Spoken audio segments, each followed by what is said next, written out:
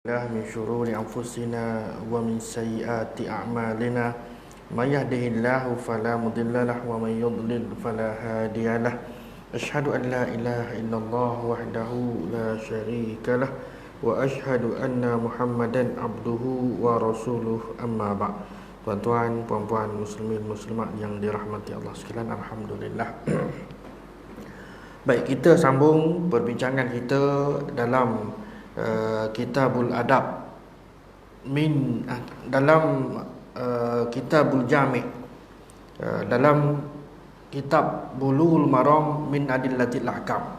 Kitab Bulughul Maram min Adillatil Ahkam ini susunan Imam Ibnu Hajar Al-Asqalani, yang mana kalau orang dalam bidang hadis biasanya dia akan kenal lah tentang susuk tubuh manusia yang bernama ataupun diberi gelaran Ibnu Hajar Al-Asqalani, yang meninggal pada 852 Hijrah, baik di Mesir lah, daripada Asqalan, dan meninggal di Mesir.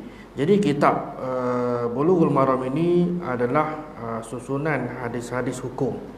Susunan hadis-hadis hukum, saya pun tak ingatlah berapa, dia satu jilid lah, berapa ratus hadis. Baik, dan yang kita bincang ini ialah dalam Imam Ibnu Hajar, dan menjadi kelaziman kepada ulama hadis menamakan setiap tema itu dengan nama kitab. Kan mungkin bagi orang yang tak biasa, kitab ni bahasa Melayu kita panggil buku. Tetapi ulama hadis dia nak ada sedikit perbezaan dengan fiqh, maka dia letakkan nama kitab. Kitab ni merujuk kepada macam kita kata bab lah. Cuma bab ni dalam kitab tu ada bab, tajuk besar. Tajuk besarnya adalah kitab. Misal kata yang kita bincang ni adalah Kitabul Jami'. Kitabul Jami' iaitu kitab yang terakhir dalam susunan Imam Ibnu Hajar Al-Asqalani dalam Bulughul Maram. Dan dalam Kitabul Jami' ini ada 6 bab. Ada 6 bab, dan kita berada pada hadis yang terakhir hadis yang ke-16, hadis yang terakhir dalam Kitabul Adab. Ada 6 bab, maknanya kita akan bincang 5 lagi lah kalau panjang umur rezeki. Kalau dunia belum kiamat. Sebab apa? Mungkin baru ni tuan-tuan pun baca ada asteroid yang lebih besar daripada bumi, kan? Ada pro dan kontra lah. Biarlah kita berdoa lah, kan? Baik. Jadi masuk kepada hadis yang ke-16, hadis yang terakhir dalam Kitabul Adab, dalam Babul Adab, Kitabul Jami' Al-Bulughul Maram, iaitu tentang larangan berlebihan dan berlaku sombong dalam makan, minum, berpakaian serta sedekah. Baik. Jadi dalam bab ini siapa yang beri tajuk? Imam Ibnu Hajar Al-Asqalani tidak beri tajuk. Kan? Tidak beri tajuk, maka orang yang kemudian yang menyusun, ataupun bahasa hari ini kita panggil yang menyunting manuskrip tadi, apabila contohlah kata kita ni sekumpulan ilmuwan yang ditugaskan oleh pihak kerajaan misalnya, ataupun pihak JAKIM umpamanya, untuk nak nak publish, kan, ataupun nak buat semakan dan sebagainya terhadap manuskrip ni, maka kita pun bincang-bincang yang ini kita kena bagi tajuk. Contohlah bab dalam ni tak ada, kan. Jadi dalam bab ni tak ada tajuk.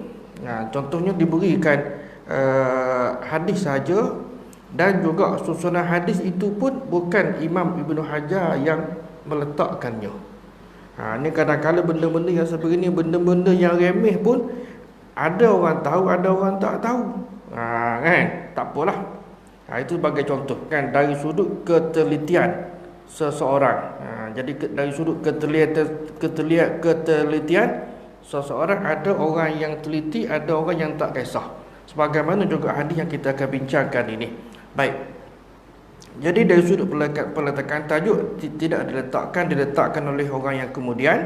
Begitu juga dengan nombor hadis, tidak diletakkan oleh beliau, diletakkan oleh orang yang kemudian. Dan saya sebutkan juga berulang kali untuk peringatan dan kefahaman kita bersama, dalam disiplin hadis ini maknanya umat Islam hari ini banyak berterima kasih kepada seorang ulama Mesir, alim Mesir, Syekh Muhammad Fuad Abdul Baqi. Muhammad Fuad Abdul Baqi ni dia lah yang tarqim, yakni memberikan nombor kepada manuskrip hadis ataupun kitab-kitab hadis. Contohnya apabila beliau menyunting misalnya Sahih Al-Bukhari, kan dia pun beri nombor. Nombor 1, 2, 3 sampailah kepada berapa, 9980 lah contohlah. Jadi dia yang berikan nombor. Dia begitu juga dengan kitab hadis yang lain yang disunting ataupun bahasa Arabnya tahqiq, yang diteliti, disemak dan sebagainya. Itu sebagai contoh. Dan hari ini kebanyakannya kita menggunakan sistem numbering ataupun nombor yang digunakan oleh, yang diletakkan oleh beliau, supaya selaras, kan. Tapi bagi orang awam, dia tak kisah pun nombor ada ke tak ada nombor, okay, dia nak tahu inti hadis tadi. Itu beza antara, kan, antara apa kita kata orang awam dengan orang yang terdidik dalam satu disiplin. Baik. Kemudian yang ketiganya ialah Imam Ibn Hajar juga dia tidak mengukuhkan sanad yang panjang. Cukuplah dengan sekadar biasanya dipanggil rawi a'la, yakni orang yang menerima, mendengar daripada Nabi sallallahu alaihi wasallam akan suatu hadis ataupun melaporkan suatu. Maknanya lepas daripada Nabi, situlah dia, dan lazimnya dia adalah sahabat. Kalau sahabat, maka hadis tadi dinamakan hadis yang disandarkan kepada Nabi, marfu', kan. Baik. Jadi yang ni daripada Wa'an Amri bin Syu'aib. Ejaannya Ain Mim Ra Waw, kan. Arab baca Amru, kan. Amru al-As. Tak, Amru. Eja Ain Mim Ra Waw, Amru. Kita ni kalau baca Ain Mim Ra, Omar lah, kan.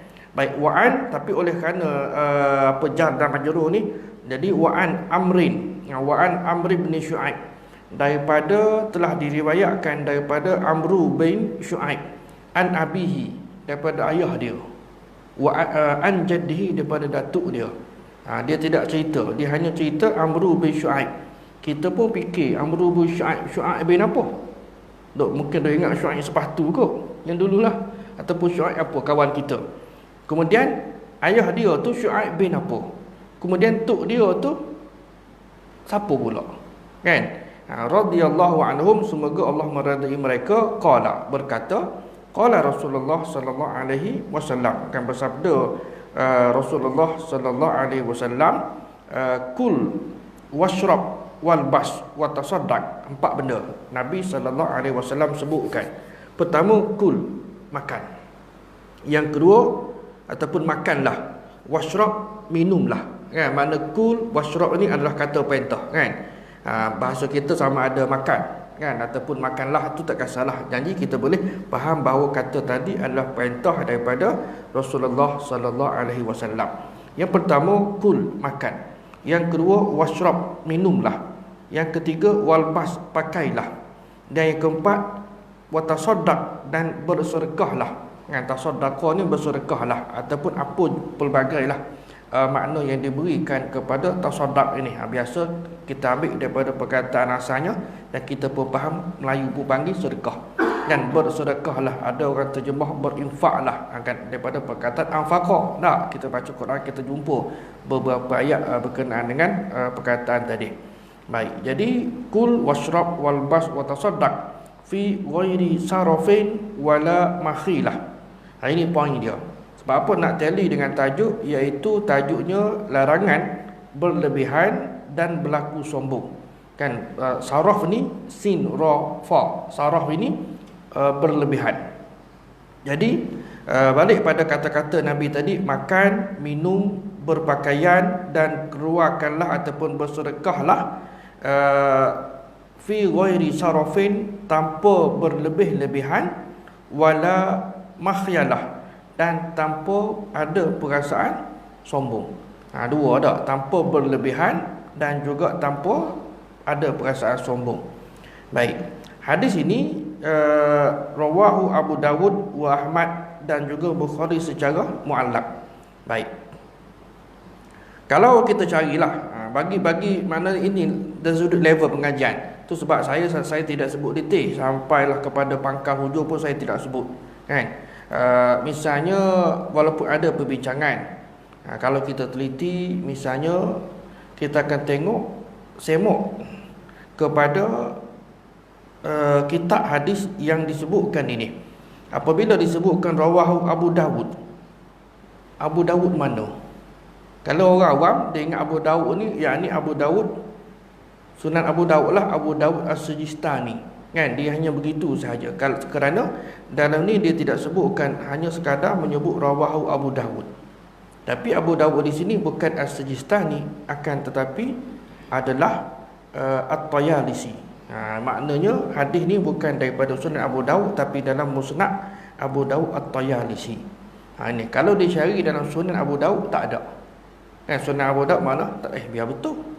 Kan tersilap, ada sama ada silap cetak ke, ataupun juga Imam Ibn Hajar ni barangkali terlupa ataupun tersalah. Sedangkan kita salah faham terhadap nama Abu Dawud yang dimaksudkan di sini adalah Abu Dawud At-Tayalisi, bukan Abu Dawud As-Sijistani. Itu sebagai contohlah, kan. Kalau detail saya tak pergi lebih detail. Cuma bagi orang awam cukuplah hanya sekadar disebutkan kul yang disebutkan tadi, walaupun kalau dicari ada perbezaan lafaz sebenarnya, iaitu dengan sedikit berbeza, kulu washrabu walbasu watasaddaqu. Kan, kulu dengan kata jamak, yang tadi tu dengan kata mufrad, dari sudut makna sama.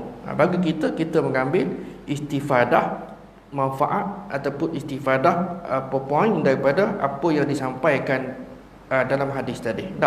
Tak kira sama ada kata tunggal ataupun kata jamak, tak, kerana kedua-duanya membawa maksud perintah Nabi supaya pertama makanlah. Sama ada kepada singular, kepada plural, itu tak kisah. Bagi kita lah, kita mengambil yang penting, kan. Cuma bagi orang yang terdidik dan disiplin, okey, dia tengok satu-satu jalur periwayatan dia dan sebagainya, itu beza dari sudut pendekatan pengajaran kepada orang awam dan kepada orang yang khusus. Beza. Kalau disebut pun benda tu tidak ke mana, kan. Maknanya tak ke mana, maknanya sekadar itulah. Tapi lebih baiklah direngkahkan untuk pergi kepada poin ataupun perbincangan yang berikutnya. Baik, kulu washrabu walbasu watasaddaqu. Berbeza tak? Fa innallaha azza wa jalla yuhibbu. Maka makan, minum, sedekah dan tadilah walbasu pakailah dan juga sedekahlah, maka sesungguhnya Allah Subhanahu wa taala itu yuhibbu an yara, Allah suka ataupun cinta, an yara, untuk nak tengok, untuk nak melihat athara nikmatihi, Allah nak tengok apa dia, kesan nikmat dia, ala abdihi, ke atas hamba-Nya. Ke atas hamba dia apa siapa? Kan perintah Nabi supaya Nabi suruh makan, minum, kemudian pakai dan bersedekahlah. Dan Allah nak tengok kesan nikmat yang Allah beri kepada manusia. Kalau dia duduk makan ni, apa yang kita makan, banyak sikit kalau kita makan, dan seumpamanya begitu juga dengan minum, begitu juga dengan pakaian, dan begitu juga dengan sedekah. Allah nak tengok nikmat yang dia berikan kepada kita, sama ada kita ni pemurah, kita ni kedekut dan lain-lain. Itu sebagai contohlah kalau kita dapat faham cara ringkas daripada hadis yang berbeza tadi, kan. Baik, itu sedikit cerita, kan. Maka makan, minum, berpakaian termasuk dalam perkara yang dibenar ataupun yang diperbolehkan oleh Allah Subhanahu wa taala kepada kita manusia. Dan kerana empat benda tadilah, kan, dalam konteks empat, walaupun yang lain tu banyak lagi, tak apalah. Jadi kerana benda-benda tadi ataupun perkara tadi termasuk dalam keperluan manusia, kita perlukan kepada makanan, kan, kita perlu kepada minuman dan sebagainya, pakaian dan juga bersedekah. Empat poin ini sebagai contoh. Tapi balik kepada hadis yang pertama disebutkan tadi, fi ghairi sarafin, tanpa berlebihan. Kita tengok diri kita, apakah kita makan berlebihan atau tidak, kita minum berlebihan ataupun tidak. Kan bukan orang lain, kadang-kadang mungkin tuan-tuan pun tengok ustaz, bila dia buka, dia minum air, dia tinggal sekerat. Siapa nak minum bekas ustaz? Kan nasib baik itu, sebab itu saya dah sebutkan juga dalam kuliah-kuliah yang terdahulu, sebahagian surau masjid dia beli yang kecil. Sebab apa? Kalau beli yang besar, contohlah kata kalau tidak disediakan cawan atau gelas yang besar ni, ustaz dia minum dengan botol tanpa straw. Tak, jadi ada lebih separuh. Siapa nak minum? Ada orang minum kot. Tak apalah kalau ada orang minum. Kalau tak ada orang minum, maknanya berlakunya pembaziran. Ustaz sendiri dia buat contoh kan, tanpa dia sedari barangkali melakukan pembaziran unsedara secara tak disedari dah kan, contoh macam tu. Maka sebahagian daripada masjid surau yang elok dia beli yang kecil. Kita harapkan begitulah kan. Ini sebagai contoh. Saya pernah tengok juga kan, kadang-kadang kita pun tengok minum air di kedai separuh saja kan. Tak tahulah nak kata jus carrot ke limau ke apa ke tak sedap tu, wallahu alam lah kan. Kalau tak sedap sekalipun kan, bagi saya berhabiskanlah tak sedap tu, takkanlah sampai tahap tak boleh nak telan. Wallahu alam lah. Tapi masing-masing punya justifikasi yang berbeza. Mungkin kalau ditanya mengapa tak habiskan, dia adalah jawapan dia. Tapi bagi saya, sedap tak sedap pun selagi kita boleh telan, elakkan pembaziran. Itu je. Kalau tak, ambil gelas lain, minta gelas kosong, okey, asingkan separuh, kita sharing. Tu mungkin orang, yalah kalau zaman sekolah dulu tak apalah, satu bekas ni kita boleh sedut belaka, 3-4 orang buat kita masa mengaji sekolah. Tak. Bila zaman dah meningkat dewasa, nak sharing straw pun, nak sharing gelas pun, akhir rasa lain kan. Kalau zaman sekolah tak tahulah. Kalau saya lah tak, bertukar-tukar gelas pun tak ada isu. Kalau tak ada masalah, habis beli air pun, beli air apa panggil yang ikat tepi tu pun okey, straw tu okey, kita 4 orang, 4 kali sedut dah, boleh, tak ada masalah dah. Contoh macam tu kan. Jadi ini terpulang kepada masing-masing. Itu sedangkan berlakunya pembaziran walaupun sedikit. Tapi benda ni sensitif lah. Tak. Jadi yang ditegah dilarang ialah secara israf, yakni secara melampaui batas. Israf sebagaimana kita maklum, misal kata inilah bab belanja harta. Belanja harta perkara asal harus kan, secara berlebihan kalau tabzir, membazir. Kan Al-Quran sebutkan apa, wala tutabbiru tadbira, maka jangan membazir, membelanjakan harta dalam perkara yang dilarang. Kulu washrabu, antara Allah Subhanahu wa taala sebutkan makanlah kamu, washrabu, minumlah kamu, wala tusrifu, dan jangan berlebihan. Berlebihan antaranya makan banyak. Banyak maksudnya kita pun maklum, mentang-mentang hari ni kena lauk yang secocok dengan kehendak kita, nafsu kita, ayam golek ke apa, memang kita minat, lama duduk mengidap. Kita tiba sungguh 3 pinggan 4 pinggan kan. Kita pun maklum, tuan-tuan pun maklum, mudarat pada siapa? Mudarat pada diri kita dah kan. Sebab apa? Yalah kadang-kadang dah mengidam lama sangat, tiba-tiba ada rezeki. Ataupun juga satu lagi, jenis ambil. Misal kata yang telah pun disebutkan berulang kali dan tuan-tuan pun maklum, makan di kenduri, kena nasi biryani gam ke nasi apa pun sekalipun, kita tengok mungkin ini sedap ni, aku dah lama dah mengidam, kena menu yang tertentu dah, tiba-tiba tak kena dengan selera kita tinggalkan begitu. Pasal tengok atas meja kan, Allahu Akbar, kata ini di kenduri. Sedangkan telah pun disebutkan dalam kuliah yang lalu, Nabi SAW bila makan dengan jari itu Nabi suruh jilat. Ada, kalau kita dah dalam konteks nasi yang ada di jari jemari kita pun, kerana kita tidak tahu yang mana sama ada yang ada di jari yang jatuh ke itu adalah barakah. Tengok orang tua-tua dulu, sebiji sebutir beras ke sebiji nasi pun mereka cukup menghargai. Ialah sebab mereka membanting kan, betul-betul membanting tulang 4 kerat tu untuk nak dapatkan beras. Kita tak, kita pergi beli je, tak rasa. Nasi cucu cicit hari ni tak rasa, bagi duit RM10 okey pergi beli beras, dia tak rasa bagaimana periknya, jerihnya orang dulu nak kayuh basikalnya, sekali nak pergi kedai runcit. Hari ni mak ayah sedia belaka. Zaman kan yang berbeza. Jadi Nabi Allah Subhanahu Wa Taala sebut tadi wala tusrifu, jangan berlebihan. Berlebihan ni kita maklum kan, sama ada dengan kuantitinya ataupun juga kita makan banyak itu sekadar contohlah. Dan begitu juga Nabi sallallahu alaihi wasallam melarang untuk berlebihan dalam sedekah. Berlebihan dalam sedekah maksudnya kan, habis tak bolehkah kalau kita tengok contoh teladan yang terbaik daripada kalangan sahabat Nabi, Abu Bakar sendiri, Umar sendiri, dan ramai lagi dalam kalangan para sahabat yang memang kita maklum orang panggil apa, sedekah kau-kau. Ada habis sampai semua harta dia, habis apa yang ada? Allah dan Rasulnya sahaja. Oh, kita hari ni nak sedekah separuh daripada harta kita. Tak. Tak sanggup kita tak. Duit yang ada dalam poket pun rasa tak sanggup. Sebab apa? Sebab kita ni banyak dunia lagi daripada akhirat. Tak percaya? Tanya orang yang bercakap. Samalah kita pun. Dari sudut kepentingan kita tak. Keyakinan kita sendiri kan, kita ada duit 100, aku nak bagi ke tidak ni. Akhirnya lalu tabung senyum je lah. Kerana senyum itu juga sedekah. Baik, jadi dilakukan sesuai dengan kemampuan kita.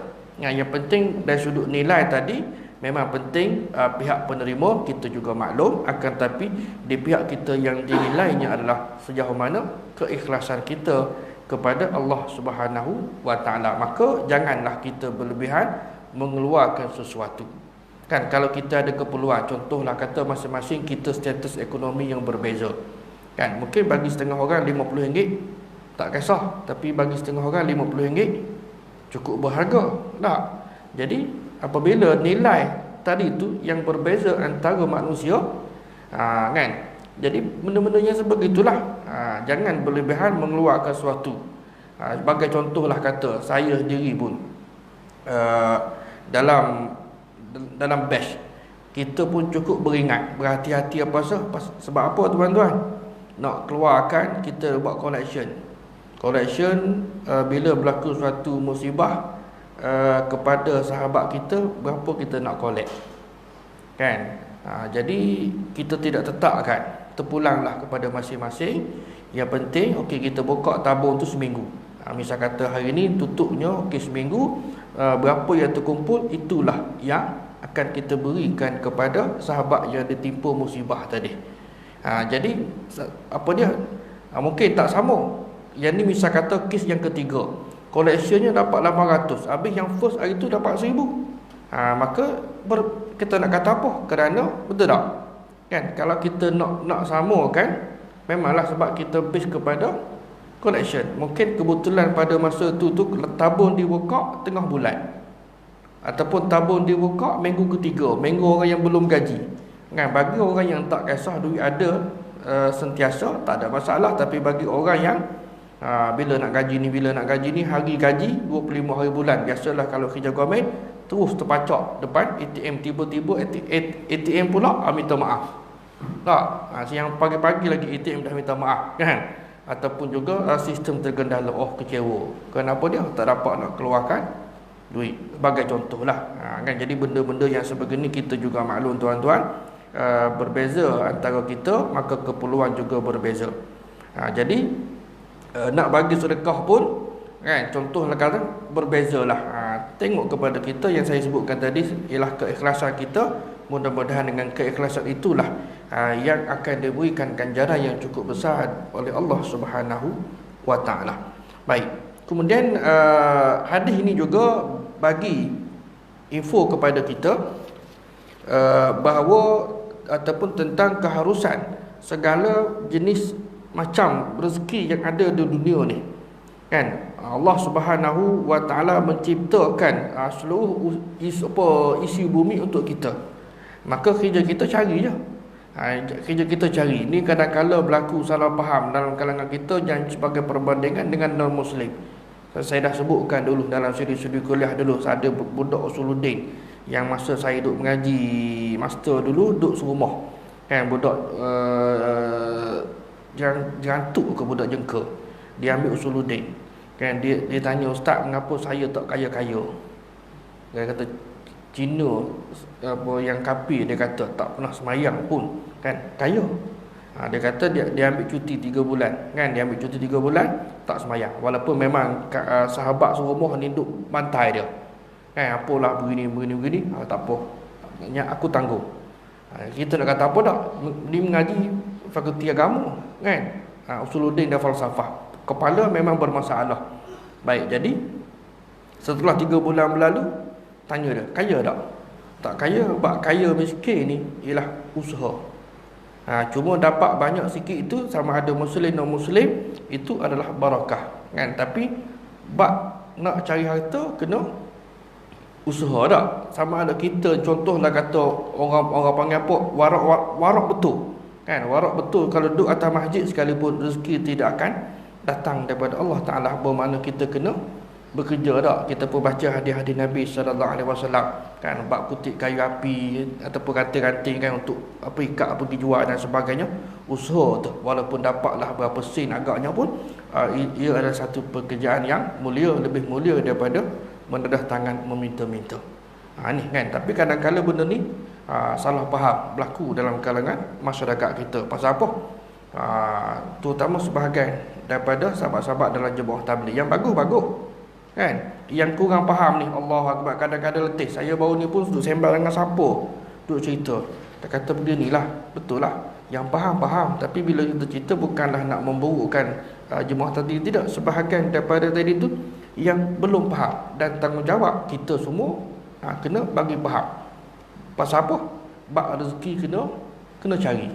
Kalau tak cari, akhirnya tak ke mana. Tak kiralah kita ni India ke, Cina ke, Melayu ke, siapa ke, kan?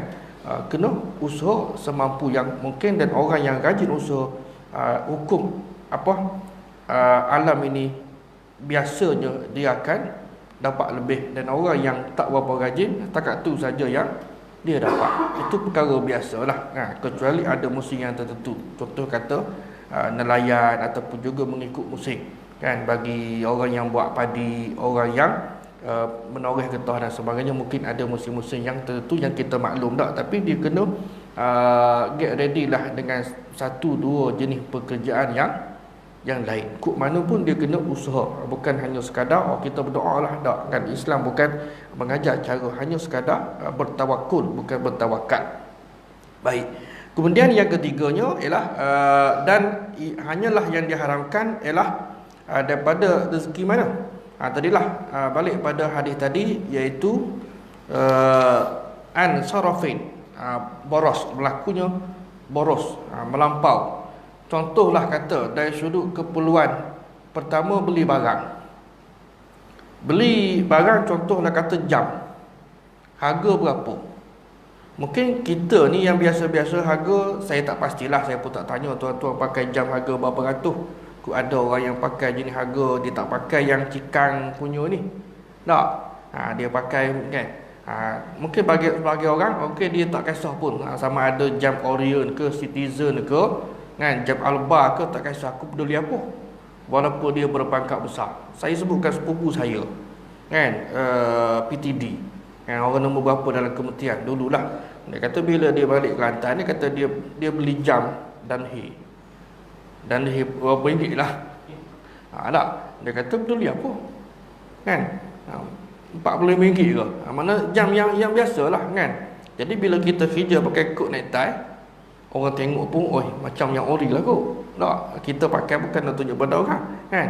Dia benda tu pandailah sebagai koleksi pun yang murah-murah, yang sekadar mampu, bukannya harga barangkali 1,000 ke 2,000 ke, tapi bagi orang yang dah biasa, mungkin dia rasa gatal lah, apalah, wallahualam lah, kan. Itu masing-masing punya. Tapi bagi kita melihat secara muktaris, secara sederhana, kan, supaya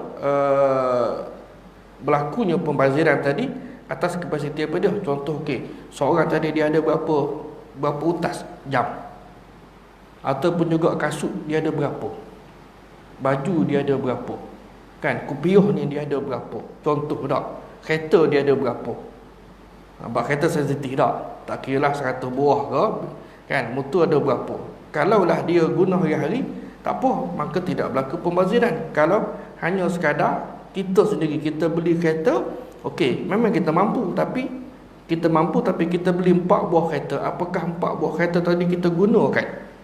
Ataupun juga ini kereta untuk saya pergi bekerja, yang ni kereta saya untuk pergi bersantai, yang ni kerja untuk nak apa dia, untuk nak adventure. Tak apa, sekiranya kita mampu dan juga kita sentiasa menggunakan barang-barang tadi. Kalau hanya diperap, Tak, maknanya berlakunya pembaziran. Semua benda lah. Bermakna ada baju. Saya ada 25 helai baju. Contoh kata baju Melayu. Bermakna kena tiap-tiap hari. Pagi petang, okey 2 helai sehari. Contohlah kata tak pakai. Jadi kita manfaatkan. Walaupun orang nampak banyaknya, ya, tapi saya pakai hari-hari. Contohlah kata tak, berbanding dengan orang yang ada 5 helai baju tapi dia gilir-gilir, tak apa, tak ada masalah kan. Mungkin orang nampak dah dia mampu kan. Kalau baju tadi tu disimpan, maka mulalah berlaku pembaziran stok tak. Jadi apabila tak guna, kita bimbang bahawa dia terdedah kepada apa yang ditegur oleh Nabi SAW ataupun sebelum itu oleh Allah Subhanahu Wa Taala dalam bab apa dia, dalam bab makan, dalam bab minum, dan jangan melampau batas, jangan membazir dan sebagainya. Kita termasuk dalam perkara ataupun melakukan perkara yang ditegur dalam agama. Bukanlah kalau begitu orang lelaki biasa kalau baju pejabat ni tak banyak. Nak orang perempuan dia takut tengok kalau 30 hari 30 pasang, 60 hari 60 pasang, tak, dia akan rotate, susun satu. Hari ni bermula daripada baru ni lah 2 hari bulan masuk kerja sebagai contohnya, okey, color sekian, pusing. Yang dia pakai pada 2 hari bulan 1 ni, okey, bila pula? 1 bulan 3 pula. Mana dia punya rotation tu 60 hari lah lebih kurang. Contohnya mungkin ada kan. Tapi bagi orang lelaki, saya rasa tak kisah pun, tak tahulah. Kerana tak nak kalau jenis orang yang pakai jubah pula, pakai jubah putih pula, orang tak kisah pun. Dia ni pakai jubah putih kan. Bagi orang lelaki, saya tak tahulah kalau tuan-tuan yang jenis kisah. Kalau orang perempuan, pasal dia nampak color ataupun pattern coraknya yang berbeza berbanding dengan lelaki yang biasanya plain color. Itu terpulang kepada masing-masing kan. Tapi saya sebutkan tadi, kalau kita gunakan sentiasa tak ada masalah.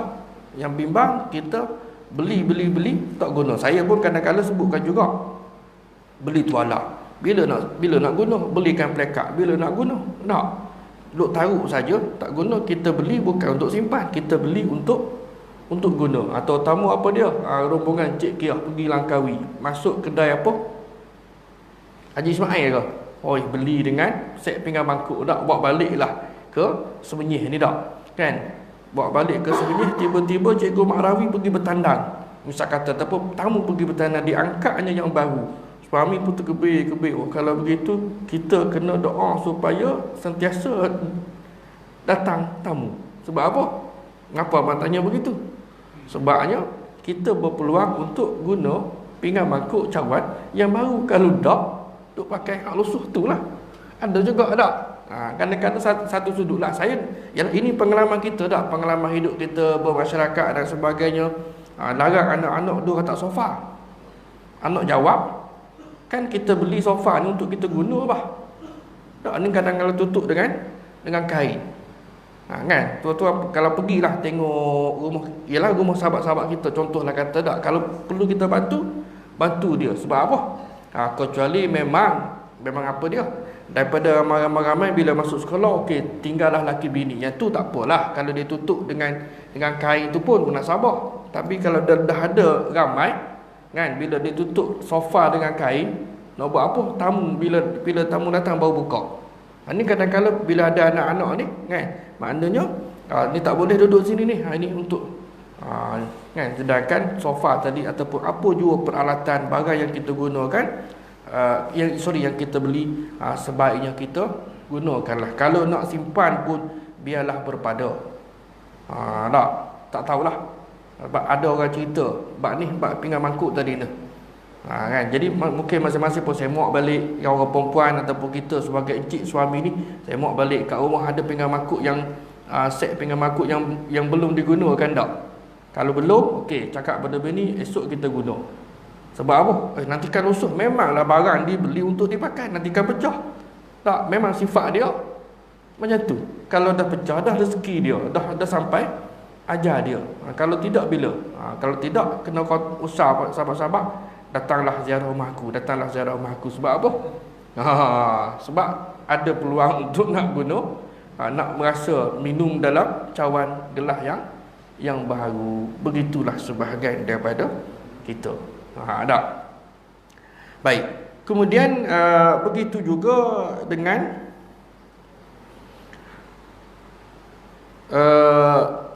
apa lagi? Dan dengan pada keadaan ini rezeki-rezeki tersebut menjadi yang diharamkan. Pasal apa? Rezeki yang diharamkan tadi daripada rezeki-rezeki adalah jika seseorang yang berlaku boros dan sombong dalam memanfaatkannya. Maknanya yang dimasukkan di sini ni ialah apabila berlakunya pemborosan dan juga yang kedua tadi sombong. Contohnya tadilah bab pinggan mangkuknya, bab pakaiannya berlebihan, dan juga kita pakai ni apakah kita membanggakan diri. Kita pakai motor kapcai barangkali kita rasa riak, sombong kan, dan sebagainya. Sebab orang lain tak tahu, orang lain tengok selamba je, oh saya pakai baju ni, kita rasa okey gah rasa sekian kan, orang lain tak tahu. Kalau masuk dalam perkara tadi, maka kita maklum bahawa amalan tadi adalah amalan yang diharamkan oleh syarak. Bukan haram pakai baju, sifat yang riak, sombong, angkuh yang tadi itu yang diharamkan oleh agama. Begitu juga dengan boros tadi, dan dia bergantung kepada seseorang. Maka kita kena pakak-pakak semok lah kan, terutama yang saya sebutkan tadilah. Kemudian begitu juga dengan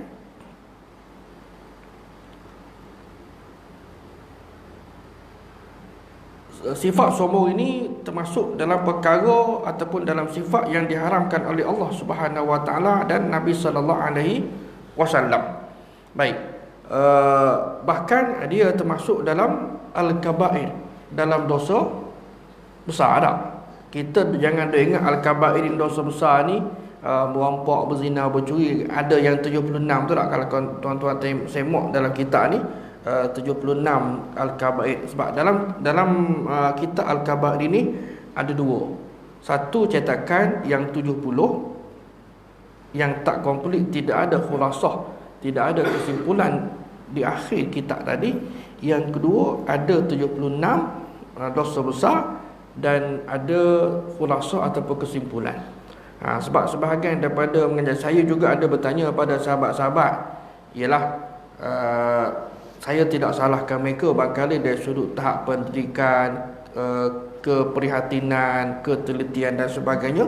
Apabila ditanya, dia kata okey yang ni, tanya berapa dosa besar, dia kata 70. Dia kata ada, saya kata sebenarnya ada yang 76. Ya ke? Dia pakai yang 70. Saya kata tak apalah sekurang-kurangnya, tapi kata entah kena cari yang 76. Untuk maklumatlah, saya juga mengajar dulu kitab Al-Kabair ini. Si fashion saya, style saya bila mengajar satu, saya beli kitab pertama, download, ada apa kita panggil dalam bentuk digital ni, ada yang versi 76, versi 70 dan versi 76. Kan ada beberapa cetakan, nak lihat secara perbandingan. Dan juga beli yang terjemahan Indon, adalah terbitan Umum Qura ke, adalah 2-3, yang 70 pun ada, yang 76 pun ada. Bila disemak, macam ni rupanya. Dari sudut urutan tadi tu tak sama, numbering dia tak sama, bukannya dia hilang daripada nombor 71 sampai akhir tak. Dia tak sama. Dari sudut susun letak, saya tak tahulah bagaimana. Kan? Yang kita pun tak bincanglah di sini. Jadi nak ceritanya, kitab sendiri pun nak kena teliti. Nak kena teliti, bukan hanya sekadar kita jumpa kitab, kita baca. Tapi kalau dah level je macam tu, maknanya dia hanya berpada dengan apa yang ada, apa kandanya. Mana dia tidak sampai tahap yang lebih tinggi untuk nak meneliti bagaimana yang sepatutnya. Mungkin dari sudut level ini, mungkin kita bagi laluan untuk azan.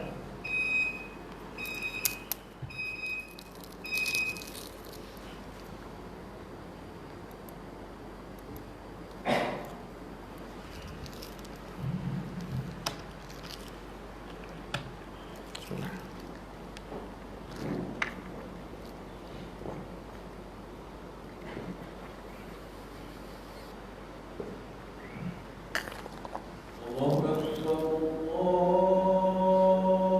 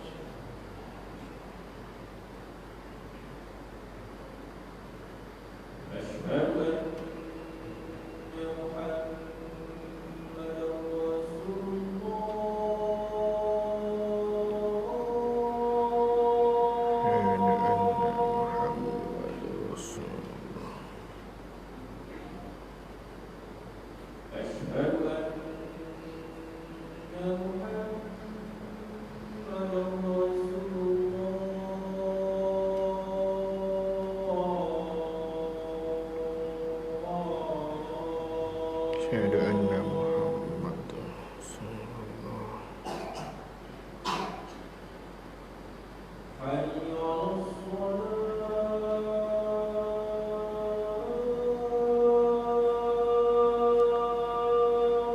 La haula wala quwwata illa billah. La haula wala quwwata illa billah. La haula wala quwwata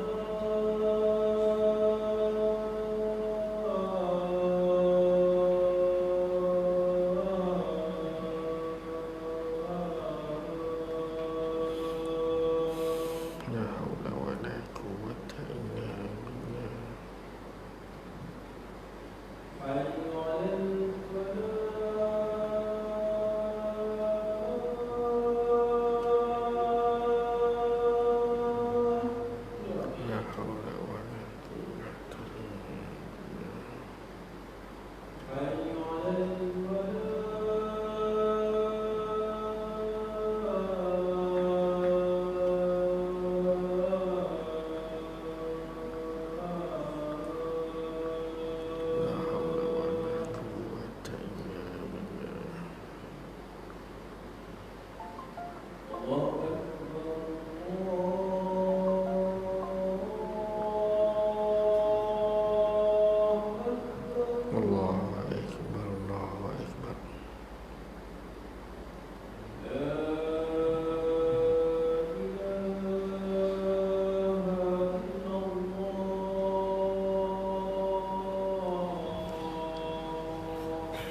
La ilaha illallah. La ilaha illallah Muhammadur Rasulullah sallallahu alaihi wasallam. Allahumma rabb hati Muhammadan Rasulullah wa darajatul wafa wa ba'atha maqaman mahmudan. Baik, sebagai khulasah ataupun kesimpulan daripada perbincangan hadis larangan Nabi sallallahu alaihi wasallam terhadap berlebihan dan berlaku sombong dalam 4 perkara, iaitu makan, minum, berpakaian dan sedekah. Kita dapati bahawa Imam Abdul Latif Al-Baghdadi ada menyebutkan berkenaan dengan hadis ini, hazal hadis jami'un li fadail ta'bir al-insan nafsah. Hadis ini mengumpulkan keutamaan aturan seseorang manusia terhadap diri dia. Dan dalamnya ada kemaslahatan wa fihi masalihun nafsi, kemaslahatan bagi jiwa dia ataupun bagi diri dia, wal jasad, dan juga jasad ataupun tubuh badan dia, sama ada di dunia maupun akhirat. Maka fa inna saraf fi kulli syai'in, maka sesungguhnya as-saraf, yakni berlebihan itu pada setiap sesuatu mudar, mendatangkan kemudaratan, sama ada bil jasad ataupun kepada jasad, dan juga membawa mudarat kepada kehidupan dia, wa yuaddi ilal itlaf, dan juga membawa kepada kebinasaan ataupun lenyap. Maka sifat ini, yakni sifat berlebihan ini, akan memudaratkan jiwa manusia jika manusia tadi itu dia akan ikut jasad dia dalam banyak keadaan. Kemudian yang terakhirnya, sifat sombong juga akan mudaratkan manusia. Yang ini kita pemaklum, menghasilkan sifat ujub, juga akan mudarat manusia tadi di akhirat nanti, di samping menghasilkan ataupun dapat dosa. Di dunia akan mendapat kemarahan daripada manusia. Jadi secara ringkasnya, kita kena semaklah. Kita kena semak dalam 4 perkara tadi: makan, minum. Saya duk perhatilah benda-benda yang kadang-kadang remeh ni, kan. Bab makan dan minum pun kita banyak berlakunya pemborosan ataupun pembaziran, kan. Sedangkan kita tahu bahawa kalau dalam boros itu ditegah dalam agama, malah dalam bab berwuduk pun kita maklum tak tuan-tuan, kan. Boros terhadap penggunaan air sekalipun berwuduk di sungai yang mengalir pun, pelik tak pelik, Nabi larang dalam agama. Dan apatah lagi kalau bak makan, bak minum dan sebagainya. Marilah kita pakat-pakat sama, kita pakat sama-sama kita menjagalah agar supaya kita ni dapat terhindar daripada melakukan perkara yang ditegah dilarang dalam dalam agama. Bukanlah bermakna bila saya sebut ni oh dia tu baik. Tidak, kita pakat sama-sama berusaha kan dari hari ke hari, masa ke masa untuk menjadi hamba Allah Subhanahu wa taala yang sebaik mungkin. Jadi saya kira sekadar itulah untuk malam ini. Aku qouli hadza astaghfirullahal azim li wa lakum. Wassalamualaikum warahmatullahi wabarakatuh. Dan kita tangguhkan dengan kafaratul majlis dan suratul asr. Wallahu a'lam. Wassalamualaikum warahmatullahi wabarakatuh.